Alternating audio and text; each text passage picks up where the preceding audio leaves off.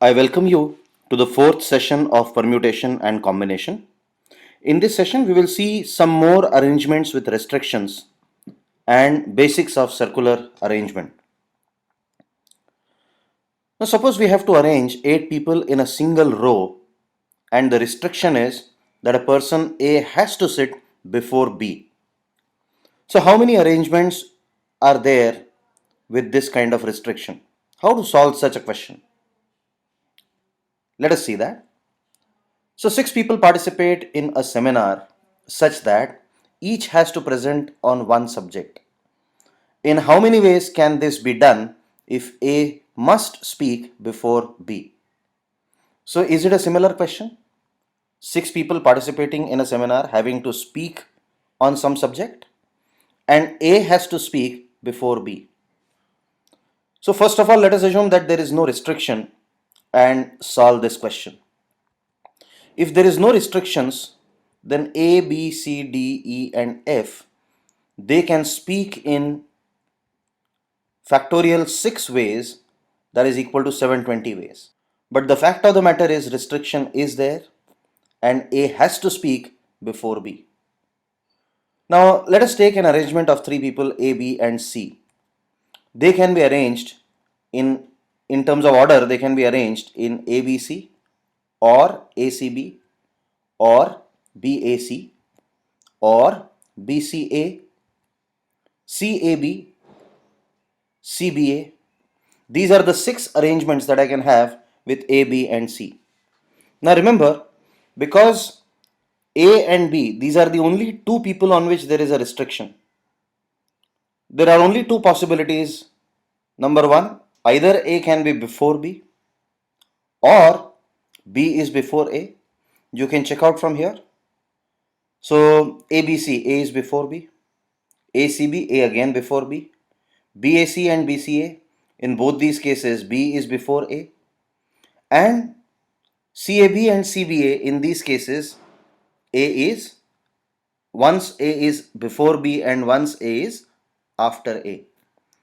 So as I said, there are only 2 possible arrangements. A can be arranged before B or B can be arranged before A. So we can say that 1 out of 2 of the total arrangements including A and B will have A ahead of B. And again another half B will be ahead of A. So if there are factorial 6 arrangements with A, B, C, D, E, and F, out of these factorial 6 arrangements, in 1 upon 2 into factorial 6, A must be ahead of B. Now let us say the same question, 6 people participate in a seminar such that each has to present on one subject. In how many ways can this be done if A must speak before B and B must speak before C? Now we have a restriction on 3 people. A has to speak before B and B has to speak before C. Now first of all, let us say that there are no restrictions. So without any restrictions, the number of arrangements or number of ways in which they can speak is factorial 6. But restrictions are there. Again we take ABC because restriction is on A, B and C, and arrange ABC in all possible ways.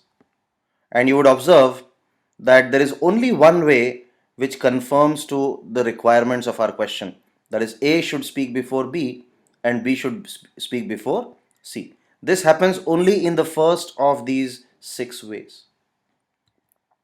So we can say 1 out of 6 ways, whenever A, B, C are arranged in any order, only 1 out of 6 ways or 1 out of factorial 3 ways, A is ahead of B and B is before C. So now we can use this generalization. So total arrangements or total number of ways in which these could speak is factorial 6, out of which 1 upon factorial 3 times into factorial 6 will give us the number of ways A speaks before B and B speaks before A. Now had it been A before B, B before C and C before D, the restriction on 4 people, obviously we would have first arranged 4 people A, B, C, D, and then only one out of those 24 possible arrangements of ABCD, you would have A before B, B before C, C before D. Now let us go to questions on circular permutation or circular arrangements. If n people are seated around a circle, the number of ways of arranging them is factorial of n minus 1. Now, why this happens? Because when there is a circular arrangement, there is no first or last position. So we have to fix one position as the first position. Say I fix A as the first position. If A is the first position, then the position of B, C, D, E and F is fixed and known. And therefore, I need to arrange B, C, D, E and F one less than the total number of people required to be arranged. So which will be equal to factorial 5 in this case. So the point is, one person or one point is required as a reference which can be called as number 1. This problem does not exist when the arrangement is linear. Let us solve one question.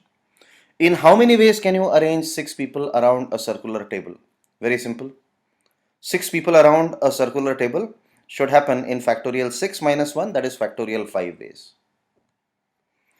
In how many ways can you arrange 6 men around a circular table and 6 women around a circular table so that no 2 women are together?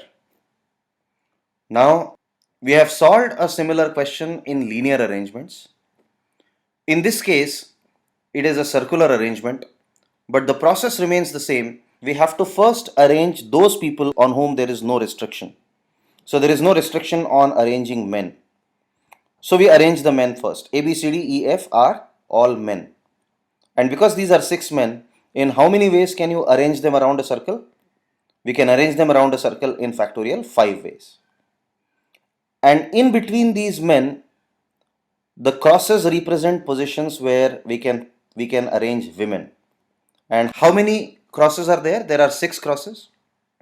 We can arrange 6 women on these 6 crosses in factorial of 6 ways. Now why in this case we don't have factorial of 6 minus 1? Because now the reference point is already there. When we arrange the men, we took a reference point. And the same reference point can be taken when we arrange women. So for women in this case, the arrangement is very similar to a linear arrangement. And therefore the number of arrangements of women is factorial 6. Because we have to arrange both men as well as women, the total arrangements will be factorial 5 into factorial 6. Next, the number of ways of arranging n things around a circle if clockwise and anti-clockwise arrangements are same is half of n minus 1 factorial. Now when we arranged men and women, clockwise arrangement was assumed to be different from the anti-clockwise arrangement. But when we are arranging things like flowers in a garland or beads in a necklace, the anti-clockwise and clockwise arrangement will remain the same.